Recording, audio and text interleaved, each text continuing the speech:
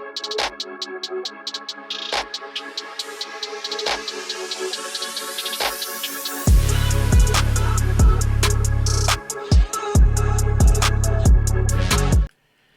going on, guys? This is Kosty with Sharp Trading Plays, coming to you only on PickDawgz. Now, we've been talking a lot of MLB. I know it's consistent. I know it's every day. I think there's a huge edge when it comes to the dog side. And if you're constantly a dog bettor, you're going to make money regardless. I spoke about on the video yesterday regarding first 5 innings.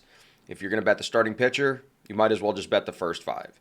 If you're somebody that's more analytics-based and follows the pitchers and the bats, then you could take the total in the game.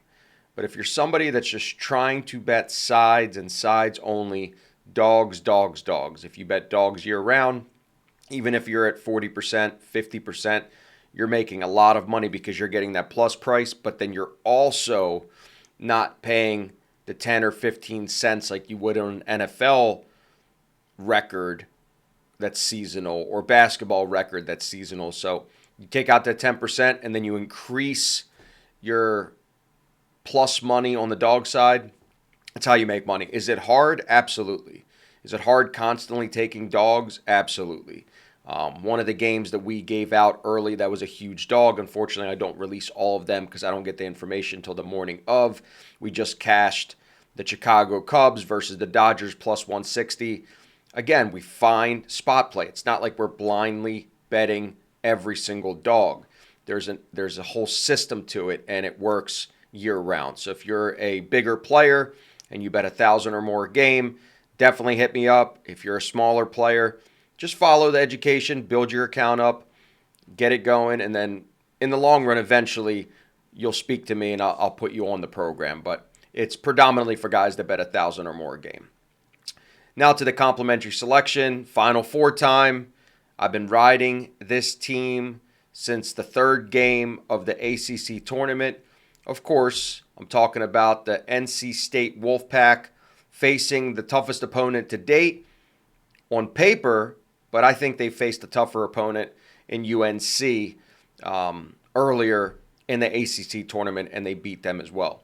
NC State was the team that lost 7 of their last 9 games going into the end of the year. They were the team that were basically calling for their coach to be fired.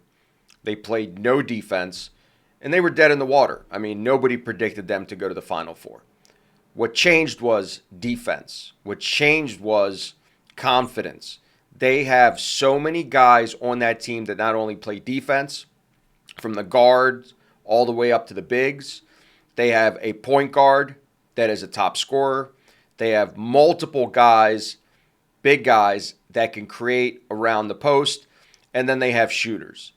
You put that all together, this is a recipe that not only will cover against Purdue, but you could sprinkle a little bit on the money line as well. NC State beat North Carolina. North Carolina scores a lot of points. And I think from a whole team standpoint, they're better than Purdue, and they beat them outright. NC State has done everything they have to do to get to this point. They beat up on Duke handily in the second half. Wasn't even close in the second half. They were down at the half, and then as soon as the halftime, second half, they blew them out. Marquette beat them outright. And these are all games in the tournament. They've been getting points for every game except when they were against Oakland. The only matchup where they were actually favored. They were getting points against Duke. They were getting points against Marquette. They were getting points against Texas Tech. They were getting points against North Carolina. They were getting points against Virginia. They were getting points against Duke. I mean, you got to go all the way back to mid-March where they have faced all these tough teams, and not only have they covered, but they've won outright. I think it's way too many points. 9.5 in my back pocket in the Final Four, where this team has proven that they could beat good teams even before the tournament and the ACC tournament. This reminds me very similar, and I've said this before, to the Kemba Walker UConn team. They weren't supposed to be good. They came into the Big East tournament. They won 5 in a row, and then they ran it all the way into the national championship and won it with him. Do I think that's possible for them? It's not that crazy. If you would have asked me, or if you would ask me next Tuesday that NC State was the national champion, I wouldn't be that shocked because they have that DNA. So give me 9.5. I think that Burns could definitely stick with Edey and get him in foul trouble and just confuse him. I think they have the talent and they have the Cinderella story behind them. So go ahead, take the NC State. Wolfpack, they'll get the job done. And like I said, if you want access to all my plays, I'm not just playing one Final Four game. I'm going to be playing a lot of NBA, spot play because it's the end of the season. There's only 5 games left in the NBA season before the playoffs, mainly baseball. So if you're somebody that's on the fence, hit me up. The number's right on the screen. I'll completely, as always, give you a free consultation. Have a good day.